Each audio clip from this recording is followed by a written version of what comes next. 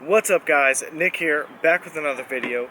Today I am testing my Mavic Mini range using the parabolic controller mirrors. I live in a city, so I'm going to be testing with a bunch of other Wi-Fi interference. I'm basically going to test it until the controller signal lost return to home menu comes up. Two very important things I wanted to point out. When you're flying, I found that the absolute best way to use these mirrors is to take them and point them directly at the Mavic Mini. If you're off by just a little bit to the side, especially when you're at range, it can significantly hurt the amount of Wi-Fi reception your drone's able to get.